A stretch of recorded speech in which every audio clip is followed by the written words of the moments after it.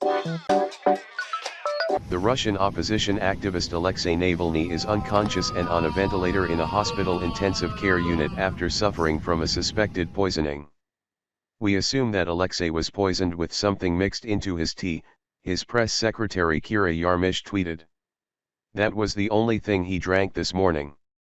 The doctors say that the toxin was absorbed more quickly because of the hot liquid. Right now Alexei is unconscious." An outspoken critic of the Russian President Vladimir Putin, Navalny was returning to Moscow by plane from Tomsk in Siberia when he began to feel ill.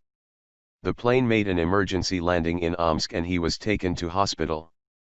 A mobile video shot on the plane showed medical personnel rushing on board as a man screamed in agony.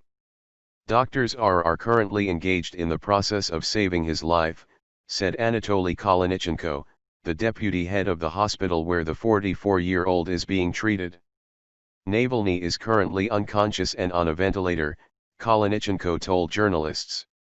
He described the opposition leader's condition as stable, declining to give further details. "At the beginning of the flight he went to the toilet and didn't come back," Pavel Lebedev, a passenger on the flight, wrote on Instagram. "He started feeling very poorly. They could barely revive him and he's still crying out in pain," added Lebedev, who also published a photo of Navalny drinking tea at the airport cafe before the flight. Other video published by several Russian news sites showed the opposition leader being wheeled on a gurney from the plane to an ambulance waiting on the tarmac in Omsk. Yarmysh drew a parallel with an incident last year in which Navalny suffered an acute allergic reaction one doctor said could have resulted from poisoning with an unknown chemical. "1 year ago, Alexei was poisoned when he was in jail," she wrote. "Clearly the same thing has happened again." Doctors have not confirmed that Navalny was poisoned, although Kolynichenko said that they had received test results and made a diagnosis. The TASS state news agency citing a police source said that investigators were not considering poisoning as the possible cause of his sudden illness. Russian opposition leaders have been targeted with violence in the past. In 2015, opposition leader and former deputy prime minister Boris Nemtsov was shot 4 times and killed within sight of the Kremlin. 5 men from Chechnya were jailed in the attack, although his family believes that those who ordered the killing were never caught. Navalny, who has campaigned against Putin's rule for years, was traveling through several cities in Siberia to back candidates he supports in local elections involving 40 million voters next month. He posed with supporters for a photograph from Tomsk posted on Wednesday, calling for more volunteers. "These crooks won't kick themselves out of office," he wrote. He may also have been gathering information for an investigation into local United Russia lawmakers, the local news site Taiga.info reported.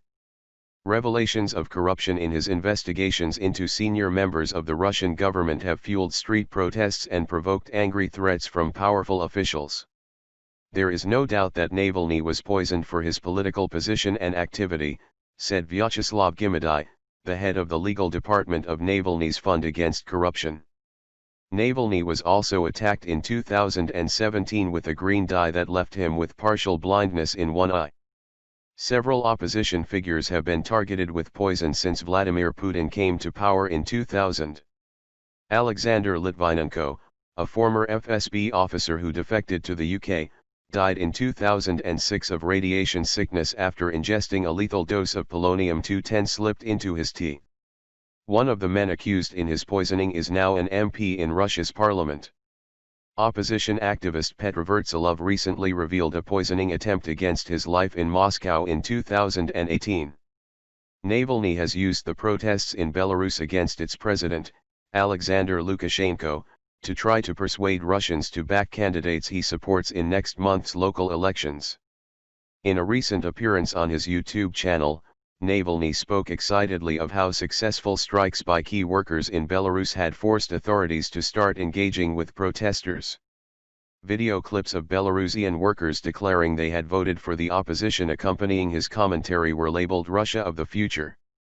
Activists believe they may face a Belarusian scenario when Putin comes up for re-election in 2024 after he successfully got the constitution changed to allow him to run again for president twice. In today's Belarus we can see ourselves in the near future, said opposition politician Dmitry Gudkov. The opposition candidate gets 80% and the dictator is struggling to get 10%, but the election commission simply swaps the results. There are signs that the Kremlin was alive to the potential threat from the Belarus protests. State-backed media, after initially depicting the Belarusian opposition in a sympathetic light, have begun to change tack, talking of foreign meddling, a purported long-standing Polish interest in dominating the region, and colored revolutions, a reference to previous uprisings in Georgia and Ukraine.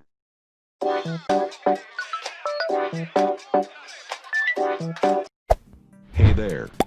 Subscribe to my channel. And also press this bell icon.